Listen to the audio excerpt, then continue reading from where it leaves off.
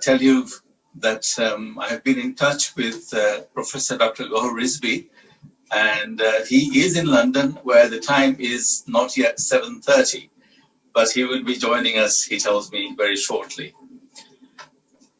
So Thank you, let me tell you what I wanted to say. Honorable Chief Guest of the Africa-Asia Mediation Association's online conference, Professor Dr. Gohar Rizvi, International Affairs Advisor to the Honorable Prime Minister of Bangladesh, Justice Joyce Alus, Mr. Justice Zaman, guests of honor, Mr. Abdul Mutin Khosru MP, Chairman of the Parliamentary Committee on Law, Justice and Parliamentary Affairs, Mr. Mahbub Alam, Attorney General for Bangladesh, Mr. Ruhul Quddus Kajol, Barrister at Law, General Secretary of the Supreme Court Bar Association, Mr. S.N. Goswami, Co-Chairman of the AAMA, and other distinguished panelists, guests, ladies and gentlemen, Assalamu alaikum and a good afternoon. This is our month of mourning, as you may be aware. As a student in 1975, I had two heroes in my life. One was the father of our nation, Bangabandhu Sheikh Mujibur Rahman, at whose call this nation rose and we achieved liberation. The other one was Nelson Mandela, late and lamented. On 15th of August this month, in 1975, Bangabandhu Sheikh Mujibur Rahman, along with almost all the members of his family, were mercilessly and in a most cowardly way killed. I pay my respects to Bangabandhu Sheikh Mujibur Rahman and the other martyrs and pray for their departed souls. Today, I'm extremely honored to be present here, though virtually, before you to receive an award on mediation award. And of course, I thank BIMS for giving me this handsome award. Ladies and gentlemen, this conference has been organized in collaboration by AAMA and BIMS.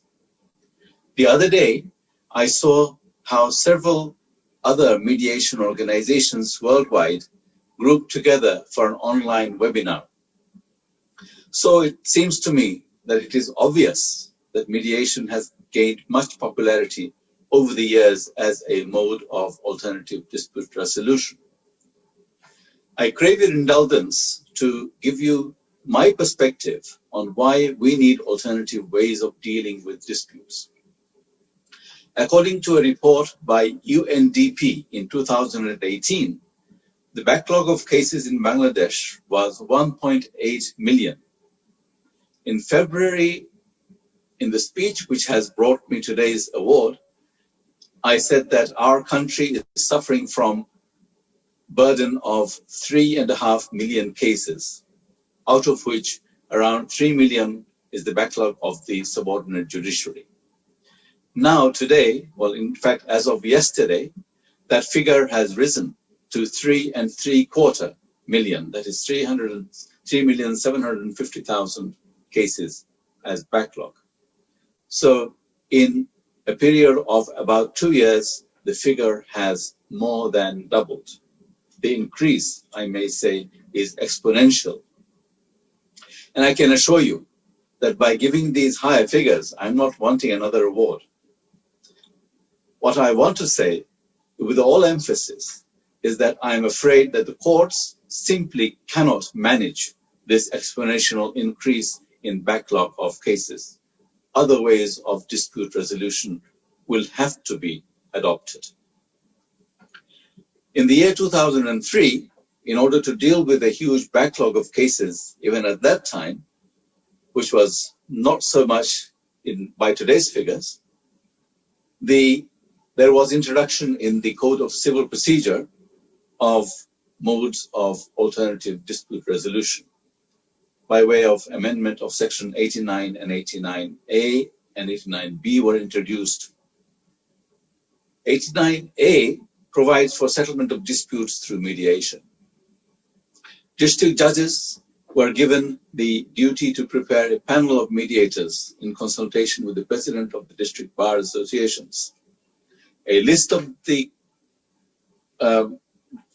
mediators would comprise of pleaders, retired judges, persons known to be trained in the art of dispute resolution. I emphasize these words, persons known to be trained in the art of dispute resolution, and such other person or persons, except persons holding office of profit in the service of the Republic.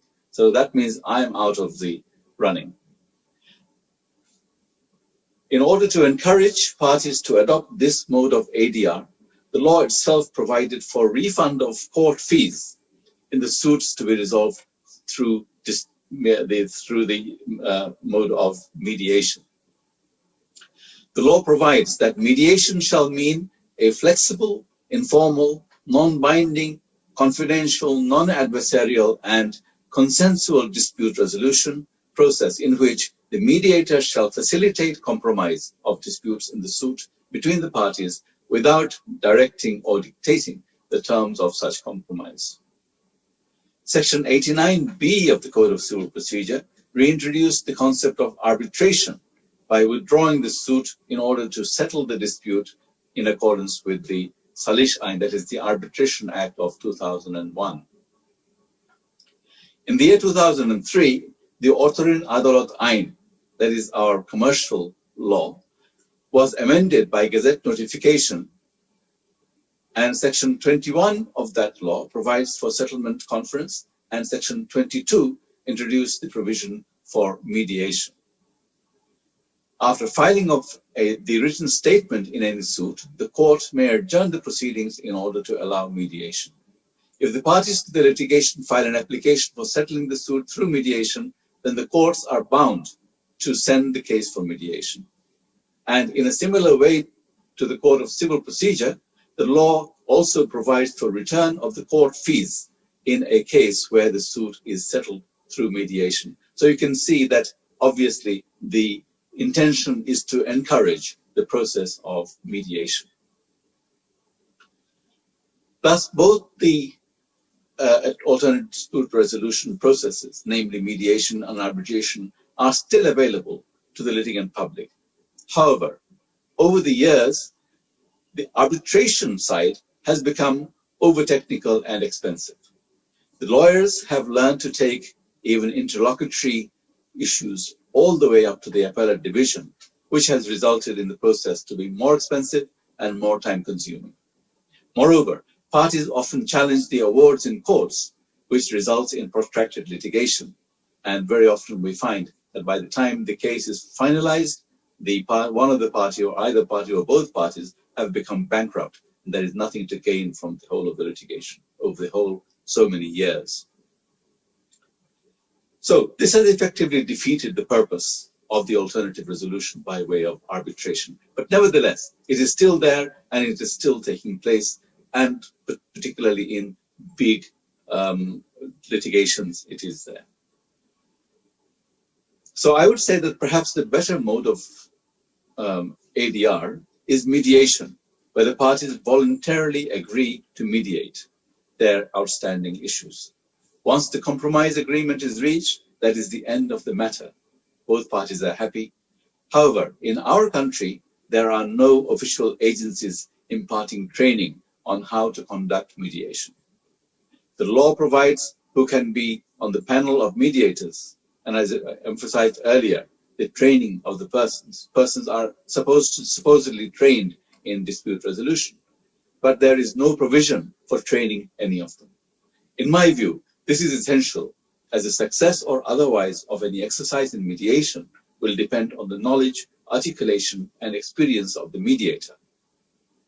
In other countries, there exist certified mediators who have received formal training in the art of mediation.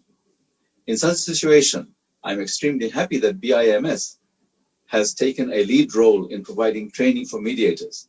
I believe this training will lead to quicker and better, less expensive disposal of litigation, and obviously, therefore, more beneficial to the litigant public. I would add one caveat, and that is that training of mediators should not lead them to become more extreme experts, such that they then start demanding huge fees.